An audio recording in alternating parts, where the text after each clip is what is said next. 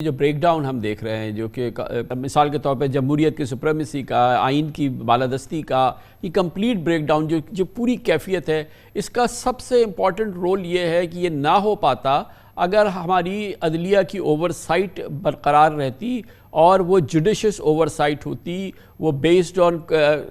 Constitution ہوتی، تو یہ تمام معاملات نہیں ہوتے۔ مجھے یہ لگتا ہے کہ اس گھر کو آگ لگ گئی اس گھر کے چراغ سے، کہ اگر یہ عدلیہ اپنا کام کر رہی ہوتی، اس میں کسی نے کچھ نہیں کیا، عدلیہ نے اپنا کردار ادا نہیں کیا، اور supremacy of law, supremacy of justice, supremacy of constitution کو اس نے نہیں یقینی بنایا، تو اس کی وجہ سے آج پاکستان کی جو بہت بڑی تباہی کا ہم حصہ دیکھ رہے ہیں، اس کا ایک بنیادی وجہ، ایک وجہ، میں یہ نہیں کہہ رہا ہوں، کلی وجہ یہ ہے، وہ یہ ہے۔ اور اب کیسے، کیا اب آئندہ یہ نہ ہو پائے گا، اس کو کیسے یقینی بنائیں؟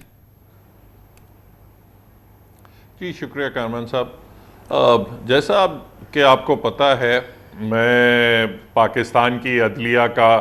کافی کرٹک رہ چکا ہوں، اور بے شک یہ بات درست ہے کہ کئی جگہوں پہ انہوں نے ایسی کمپرومائزز کی ہیں، اور آئین کے برعکس جو کام ہوتے رہے ہیں ان کو انڈورس بھی کیا ہے، ان رجیمز میں کوآپریٹ بھی کیا ہے، مگر میں نہیں سمجھتا کہ ساری ذمہ داری عدلیہ کے اوپر ڈالی جا سکتی ہے۔ کہ دیکھیں، کئی جگہوں پہ عدلیہ نے کوشش بھی کی ہے کہ ریزسٹنس شو کرے۔ بہرحال، اور جس طرح شروع میں جب ایوب خان صاحب کا مارشل لا آیا تھا، اس وقت بھی یہی بات ہوئی تھی۔ ہر مارشل لا میں آپ دیکھیں کہ جج صاحبان کو برطرف بھی کیا گیا ہے، پی سی اوز آتے رہے، ججز کو نکالتے رہے۔ تو دیکھیں، صرف کورٹ میں بیٹھ کے فیصلے دینے سے ایکچولی ریالٹیز چینج نہیں ہوتی۔ when the troops come marching in, تو then judgments go out of the window, and that has been our history. اب اس میں ضروری ڈیفینیٹلی یہ ہے کہ جہاں عدلیہ کو زیادہ ریزسٹنس دکھانی چاہیے تھی، اور کم سے کم دیکھیں، آپ کمپلیٹلی کوئی آرمڈ کوئی فورس کو 17 جج صاحبان تو نہیں روک سکتے، مگر وہ ڈیفینیٹلی ریزسٹنس کا مظاہرہ کر کے وہ یہ کم سے کم دوسروں کے لیے راستے ہموار نہ کریں۔ تو یہی ان سے یہ ایکسپیکٹیشن ہے کہ وہ اتنی کم سے کم ریزسٹنس شو کریں، اور آئین کا کم سے کم اتنا دفاع کریں کہ وہ بالکل کسی اور کو، کسی غیر آئینی عمل کو مزید طول نہ دے۔ گویا کہ مصطفیٰ نواز کھوکھر صاحب، اگر ہماری سیاسی جماعتیں، ہمارے سیاسی رہنما، اگر وہ اس ون مین شو نہ ہوں، تو وہ جمہوریت کی روح کے مطابق اپنی سیاست کریں، اپنی سیاسی جماعت چلائیں، فوج اپنے آئینی کردار کے حوالے سے اپنا کام کرے، عدلیہ سے جو توقعات ہیں، جو ساری دنیا جانتی ہے کہ عدلیہ کا کیا کام ہوتا ہے، وہ کام کرے، ہماری عدالتوں میں انصاف نہ بکے۔ یہ ہر شعبہ آج پاکستان کی تباہی کا علیحدہ ذمہ دار ہے، کوئی ایک شعبہ اس کا اکیلا ذمہ دار نہیں ہے۔ اس شعبہ جاتی، اس ادارتی، اس کلیدی اداروں کی اصلاحات کا کوئی سنگل فارمولا ہے؟ جی، یہ بات تو بالکل درست ہے کہ آج 76 سالوں بعد جہاں پاکستان پہنچ چکا ہے، وہ کسی ایک کے اوپر آپ بلیم نہیں کر سکتے، وہ ہم نے مل کر اس کو یہاں پر ملک کو اس نہج پہ پہنچایا ہے۔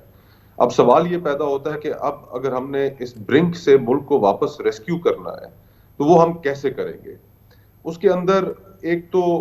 پہلی جو چیز ہے، جو آپ بھی جس کی ابتدا کی آپ نے کامران خان صاحب، وہ ایک آنیسٹ ڈسکورس ہے کہ جس کے اندر ہم بیٹھ کر کھل کر گفتگو کریں، اور اس گفتگو کے نتیجے میں ہم اپنی غلطیوں کی نشاندہی بھی کریں اور غلطیوں کی تصحیح بھی کریں۔ تصحیح کا جو عمل ہے خان صاحب، وہ اپنی غلطیوں کو تسلیم کیے بغیر نہیں ہو سکتا۔ اب جس طرح قاضی فائز عیسیٰ صاحب بنے ہیں چیف جسٹس، ان کی ادر دین جو ٹی وی کے اوپر کورٹ پروسیڈنگز چلتی رہیں، جو مجھے جو اچھی چیز لگی کہ انہوں نے پہلے ہی دن اپنے ادارے کی غلطیوں کو تسلیم کیا. انہوں نے کہا کہ بھٹو کا عدالتی قتل غلط تھا. انہوں نے کہا کہ جو ڈکٹیٹرز کو آئین جو سپریم کورٹ سٹیمپ لگاتی رہی ان کے اقتداروں پہ وہ غلط تھا. انہوں نے کہا کہ حتیٰ کہ جو میرے سابقہ چیف جسٹس جوڈیشل ایکٹیویزم کے نام پر افتخار چودھری صاحب نے جو ریکوٹک کا فیصلہ کیا, مگر مصطفیٰ صاحب دیکھیں یہ جج صاحب نے کہہ دیا, جسٹس قاضی فائز عیسیٰ نے کہہ دیا. اب یہ بات ذرا بلاول بھٹو کہیں, یہ بات نواز شریف کہیں, یہ بات اب خیر عمران خان تو رہے نہیں, تو یہ بھی تو کھڑے ہو کے کہیں کہ انہوں نے کیسی سیاست کی ہے, کون سی جمہوریت کی ہے, یہ کیا پاکستان کے عوام کی سیاست کی ہے یا اپنے خاندان کی سیاست کی ہے؟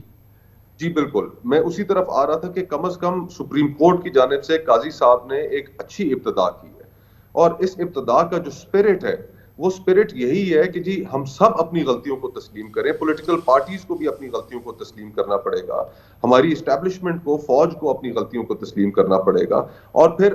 تبھی ہم آگے بڑھ سکیں گے. اب جو ہمارے سامنے کی جو یہ صورتحال ہے جس میں معاشی ابتری ایک بہت بڑا چیلنج بن گئی ہے, کہ اس کو بھی اگر ہم جب تک یہ سیاسی بے یقینی, عدم استحکام, آپس میں ایک دوسرے سے دست و گریباں ہونا, جب تک ہم اس کو درست نہیں کریں گے ہم معیشت کو بھی درست نہیں کر پائیں گے. تو مجھے کوئی دنیا کا ایسا ملک دکھا دیجئے کہ جہاں پر اتنے بڑے پیمانے پہ عدم استحکام ہو اور وہاں کی معیشت ٹھیک کام کر رہی ہو. ایسا نہیں ہوتا. تو یہ جو حکمران طبقہ ہے, جو اشرافیہ ہے, جو ججز کے اوپر مشتمل ہے, جو سیاستدانوں پہ مشتمل ہے, جو